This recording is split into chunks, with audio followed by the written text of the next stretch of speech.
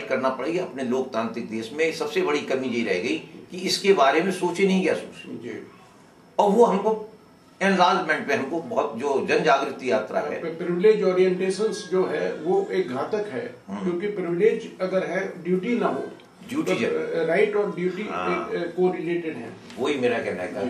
तो हमारे हिंदुस्तान में यही तो सबसे बड़ी बातचीत हुई, सबने राइट्स तो अपने ले लिए, ड्यूटीज कोई नहीं करने को तैयार है, और वो ड्यूटीज जो इक्का दुक्का कर रहे हैं वो दूसरे लोग कर रहे हैं। फंडामेंटल राइट के ड्यूटीज भी एक चैप्टर की तरह समाहित है आर्टिकल 51 उसकी तरफ के अंतर्गत, और directive principle of state policy भी उसके ऊपर एक अंकुश लगाने के तौर पर है। और 19(1) अगर है 1 to G तक, 1A to G तक, तो 2 से 6 तक जो उसके साथ जो वो लगे हुए हैं, उस पर एक भी जजमेंट ड्यूटीज के प्रति नहीं आया। अकाउंटेबिलिटी जो अंग्रेज के समय में थी वो भी समाप्त कर दी गई। हमने अडॉप्ट तो गवर्नमेंट ऑफ इंडिया एक्ट को कर लिया, हम माउंटबेटन को 30 जून 1948 तक बनाए रखे, हमने ब्रिटिश इंडिया का कंसेप्ट को आज तक डायल्यूट नहीं किया, हमने हाई कमिश्नर आज भी बनाए हुए हैं और वर्ल्ड कॉमनवेल्थ के हम देश हैं। ये सब चीजें तो अडॉप्ट करनी, लेकिन उनके साथ साथ जो अकाउंटेबिलिटी थी और जो ड्यूटीज के इन्फोर्समेंट की चीजें थी उनको निभाने के प्रति अगर हमारा नहीं हो गया, इसी वजह से मुझे ये लगता है कि जो सिस्टम जो करप्ट हुआ। दूसरा, मैंने जब अभी सिंगापुर में देखा कि 25 बाई 60 किलोमीटर एरिया का एक देश जहाँ 67,000 टूरिस्ट करीब आता है, और हमारे देश में इतना कुछ प्राकृतिक संपदा होने के बावजूद भी जो स्विट्जरलैंड की तुलना में जैसे कश्मीर है, टेररिज्म की वजह से ये एक भी व्यक्ति यहाँ आने की हिम्मत नहीं करता, बल्कि जहाँ गोरा दिखाई पड़े उसको मार दो। ये जो नारा आ रहा है कि ईरान पर जो उनका अटैक हुआ, अभी यहाँ पर जो लखनऊ में एक वो हुआ, उसके प्रति आपका जो विचार है, और आपने जो अधिवक्ता कल्याण समाचार जो निकाला उसके विषय में जो जिसकी प्रतिलिपि आपने अभी दिखाई, और इसके विषय में जिसमें आपका विधिक और न्यायिक क्रांति का प्रतीक बन करके जो ये आपने एक सूचक की तरह जो जुडिशरी को बना रखा है कि ये न्याय की तराजू है, और इस पर जो आपका प्रतिक्रिया है और जो आपका संदेश है जिसमें ये प्रमुख सलाहकार के रूप में है, इसके विषय में भी मैं आपसे एक इंटरव्यू लेना चाहूँगा, और जिससे कि इसको मीडिया की तरह कर सकूँ। बस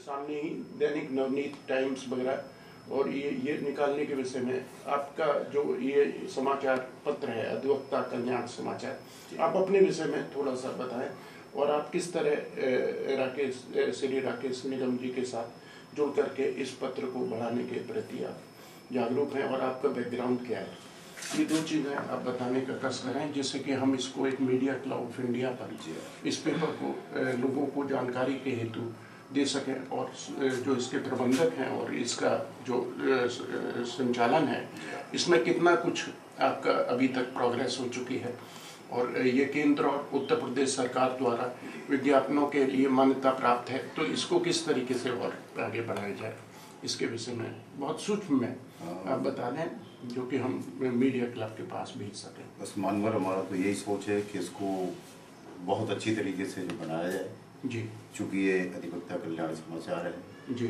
सभी लोगों के हित की बात है ये जी, और जितना भी आप लोग जिसको बढ़ा सकें, क्योंकि मेरा तो एक सेवा भाव है जी, सेवा भाव के उद्देश्य से भी ये कार्य कर रहा हूँ जी जी। जरा आप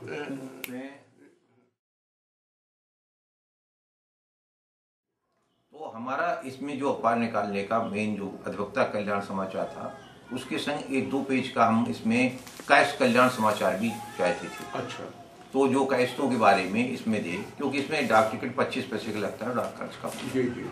दूसरा, ये हमारा मैं स्वयं पेशे से अधिवक्ता हूँ जी, और मैं उसकी पीड़ा समझता हूँ जी। एक देश में जो भ्रष्टाचार का आपने बताया, उसके लिए एक और मैं बड़ी बात बता दूं कि जो प्रोटेक्शन हमको नहीं मिलता है एडवोकेट्स को, जो एक जमाने बड़ा सम्मानजनक पेशा था, इसका सम्मान सभी करते थे और हमारे जजेस वगैरह भी सारा सम्मान करते थे, देते थे और अपने युगल मानते थे, आज वो स्टेटस हम लोग खत्म कर दिया और उसको खत्म करने की कोशिश बहुत तेजी से चल रही। कि जो अधिवक्ता है वो खत्म ही हो जाए पूरा। तो जब अधिवक्ता खत्म हो जाएगा तो उसका पहरेदार जो है, हम जो न्याय का पहरेदार है अधिवक्ता, वो खत्म हो जाएगा तो अन्याय पूरा हो जाएगा। और जो सत्ता पक्ष में जाएगा वो सोचेगा कि हमें कोई नहीं, निरंकुश होकर हम शासन कर सकते हैं। जैसे पहले राजाओं का शासन हुआ करता था, मारपीट होती थी, चाहे जिसको मार दिया चाहे जिसको फांसी चढ़ा दिया। तो इसके लिए हमने ये बीड़ा उठाया कि अधिवक्ता कल्याण समाचार इसको चालू किया जाए। हमने साप्ताहिक रूप से चालू किया है इसको, एक 5-6 साल से चल रहा है लगातार। और इसकी केंद्र से कितने सर्कुलेशन है इस समय करीब? अभी हमारा 14-15 हजार का सर्कुलेशन चल रहा है। और इसको हम सीधे 25,000 सर्कुलेशन चाहे 25-30 हजार चाहते हैं, अगर आप लोग सहयोग करेंगे, लोगों को इनवाइट करेंगे आप इसमें आर्टिकल्स। हाँ, इसमें चूंकि हमारा इसमें मोनोग्राम है हमारा, for the protection of advocates and justice. Right. तो हमारे क्या दोनों, जब एडवोकेट्स को प्रोटेक्शन नहीं मिलेगा तो और उनको सम्मान नहीं होगा, उनको पेट में वो नहीं मिलेगा, तो वो संघर्ष करेंगे। और संघर्ष करेंगे देश में क्रांति पैदा होगी। और जब क्रांति पैदा होगी तो देश सुधरेगा और आगे बढ़ेगा। ये स्वर्गीय छैल बिहारी निगम माय फादर। अच्छा, आपके फादर। हाँ। और श्रीमती रमा श्रीवास्तव हमारे मित्र हैं, सतीश चंद्र श्रीवास्तव उनकी पत्नी है, वो हमारे लोगों सहयोगी है, ब्यूरो चीफ है। वो हमारे जो भगवान चित्रकूट महायक समिति उसके अध्यक्ष भी है राष्ट्रीय। अच्छा, ये बताएं, जो इसके विषय में मैं आपको एक बात पूछना चाहूंगा। मैंने एडवोकेट फॉर फ्रीडम ग्रुप के अंदर एक प्रपोजल दिया है कि जब हम कोई और कार्य नहीं कर सकते और हमारे ऊपर वही एक परिधियां हैं जो एक सरकारी मुलाजिम के ऊपर हैं, और उसके परिधियों के अंतर्गत रह करके as a officer of the court की तरह हमको कार्य करना है। तो एक कोई भले ही एग्जाम के द्वारा एक आदमी को एक आर्थिक तौर पर 10-12 साल तक जो वो एक अधिवक्ता संघर्ष करता है, उसके लिए क्या गवर्नमेंट की ये जिम्मेदारी नहीं कि वो उनको एक जीवन यापन के लिए एक नेसेसरी पैसा दें? और इस विषय में आप अपने अधिवक्ता कल्याण समाचार के द्वारा उस राइट की मांग करें और ये कहें कि जब हर जगह इन लोगों को इंसेंटिव मिलते हैं तो हम तो हर समय 24 घंटे कार्य में लिप्त रहने वाले व्यक्ति को अपने जीविका यापन के लिए भी एक जरूरी वो ना मिल पाए। इस पर आपका संघर्ष। और एक और जो आपने अभी कही जुडिशरी के बारे में, कि जुडिशरी के बारे में जो मैं अपने एक्सपीरियंस के थ्रू मैं पहुंचा हूं, उसके विषय में मैं जरूर बताना चाहूँगा कि प्रीवी काउंसिल ने अपने एक सॉवरेनिटी को एक महत्व माना। उनको जस्टिस से कोई मतलब नहीं था, क्योंकि वो राज करने के लिए विधि को इस्तेमाल करते थे। विधि का मतलब अनुशासन संहिता जो थी वो समाप्त होकर के जहाँ जस्टिस इम्पार्ट करना ड्यूटी थी, एक रोमन जो पहले जो था रोमन लॉ, उसका प्रारूप दे दिया। एंग्लो सैक्सन ज्यूरिस्प्रूडेंस में एक क्रांति आई 1977 के आसपास, और उस क्रांति में कृष्णा अय्यर जी ने और पीएन भगवती जी ने एक बहुत बड़ा रोल किया। और ये रोल 1996-99 में आकर के ये भी रोल खत्म हो गया, जो MC मेहता और इन्वायरमेंट के प्रोटेक्शन में कमलनाथ केस, शीला दीक्षित केस और BC मिश्रा केस, ये सब जो इतने भी केसेस हुए, इनको फिर धीमे धीमे वो दे दिया गया कि फिर से स्टेटस क्यों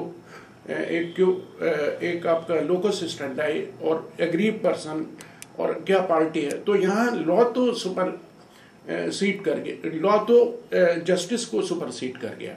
तो जब जस्टिस नहीं मिला तो आदमी को ये महसूस होने लगा कि एक सिस्टम में पराधीनता ही एक जुडिशियल इंस्टीट्यूशंस का कार्य है।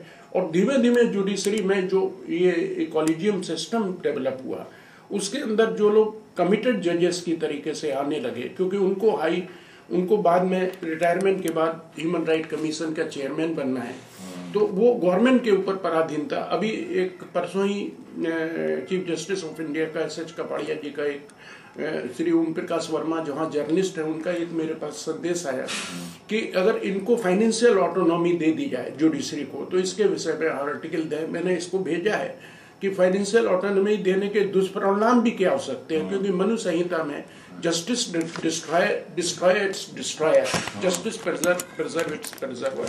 तो ऐसे ये जो जुडिशरी है, इसका प्रारूप जो इस समय है क्या ये जहां